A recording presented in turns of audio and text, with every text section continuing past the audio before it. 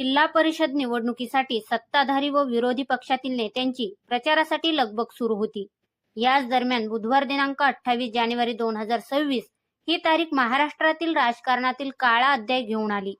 राज्याचे उपमुख्यमंत्री व राष्ट्रवादी अजित पवार गटाचे अध्यक्ष अजित पवार यांचं बारामतीजवळील एका गावात विमान अपघातात निधन झालं आणि महाराष्ट्रातील राजकारणातील दादा पर्वाची अखेर झाली. ज्या बारामतीत अजित पवारांची राजकीय कारकीर्द बहरली, त्याच बारामतीत त्यांच्या जीवनाची अकाली अखेर झाली. अजित पवारांच्या अकाली जाण्यामुळे त्यांच्या पवार कुटुंबासह त्यांच्या लाखो कार्यकर्त्यांवर दुःखांचा डोंगर कोसळला. तसंच अजित पवारांच्या निधनानंतर श्रीगोंद्यात राष्ट्रवादी अजित पवार गटाचं भविष्य काय असणार असा प्रश्न दुःखद वातावरणात राजकीय वर्तुळात उपस्थित होतोय. त्याच पार्श्वभूमीवर आता अजित पवार गटाचं काय होणार? राष्ट्रवादीचे दोन्ही गट गेल्या काही दिवसापासून सुरू असलेल्या चर्चेप्रमाणे एकत्र येतील का? अजित पवार गटाचे नेते नेहमीप्रमाणे आत्ताही पक्ष बदलतील का? शरद पवार गटाचे निष्ठावंत कार्यकर्ते व खासदार लंके काय भूमिका घेतील? याच विषयाचा आमचा हा स्पेशल रिपोर्ट. नमस्कार, मी गायत्री आणि आपण पाहतात नगरी पंच, नगरी राजकारणाचं निर्भीड आणि सडेतोड विश्लेषण. महाराष्ट्राच्या राजकारणातील दिग्गज नेते असलेले अजित पवार कामाचा धडाका आणि प्रभावी नेतृत्व यामुळं अल्पावधीतच त्यांनी आपली वेगळी ओळख निर्माण केली.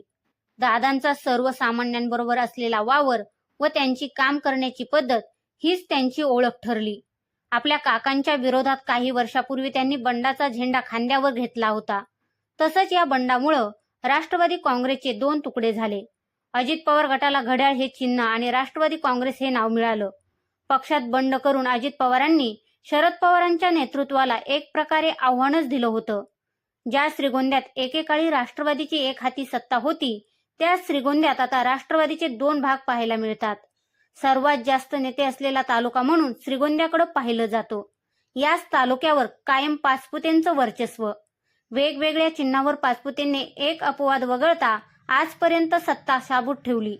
परंतु श्रीगोंद्यात आता प्रत्येक नेत्याला सत्तेत असावं वाटतं. त्यामुळेच मागील काही दिवसात सत्तेत असलेल्या अजित पवार गटात घनश्याम सेलार, राहुल जगताप, राजेंद्र नागवडे, बाळासाहेब नाहटा यांच्यासह अनेक नेत्यांनी अजित पवार गटात पक्षप्रवेश केला.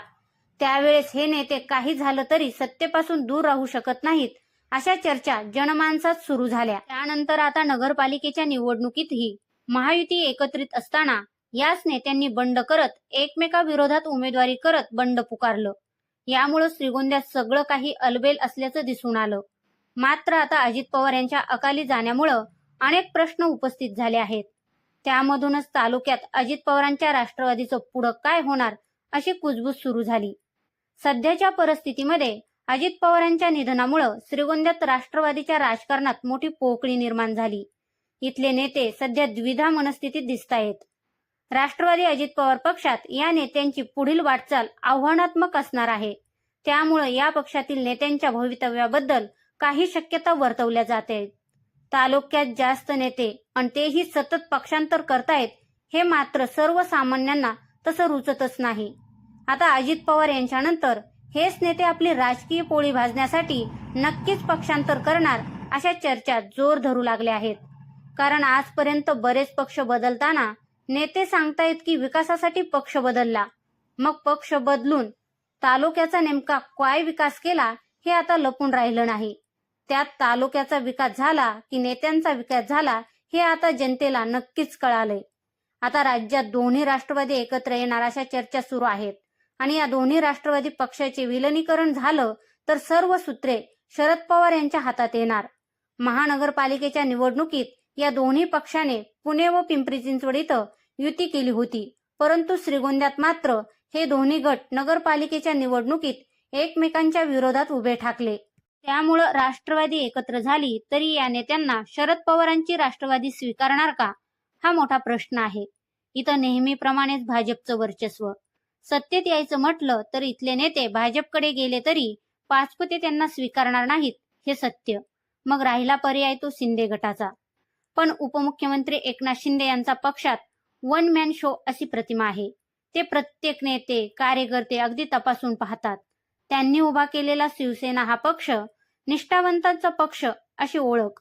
त्यामुळे पक्ष प्रवेश करताना या नेत्यांची सर्व बाजूने उपमुख्यमंत्री एकनाथ शिंदे चौकशी करणार हे त्रिवार सत्य.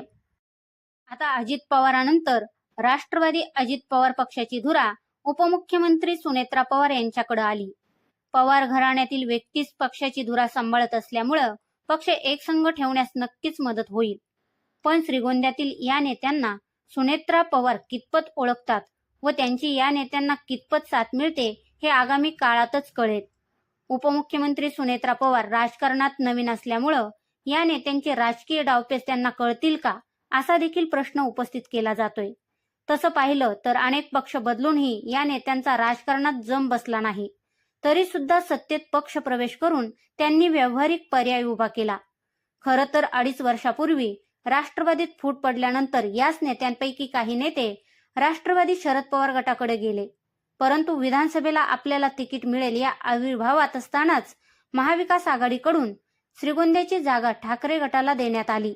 त्याचवेळी एकनिष्ठ शरद पवारांसोबत असलेल्या नेत्यांनी अपक्ष उमेदवारी करण्याचा निर्णय घेतला व निवडणुकीत पराभूत झाल्यानंतर स्वग्रही म्हणजेच राष्ट्रवादी शरद पवार गटात राहतील अशा चर्चा सुरू असतानाच स्वहितासाठी ठाकरे गटातील उमेदवारांनी व अपक्ष उमेदवारांनी सत्तेत असलेल्या अजित पवार गटात पक्ष प्रवेश केला. पण अजित पवार यांच्या अकाली जाण्यानं याच नेत्यांसमोर आता मोठा प्रश्न निर्माण झालाय. अशा वेळी यातील काही नेते शरद पवार यांच्यासोबत जाण्याची शक्यता आहे, तर काही जण शिवसेना शिंदे गटाकडे जातील.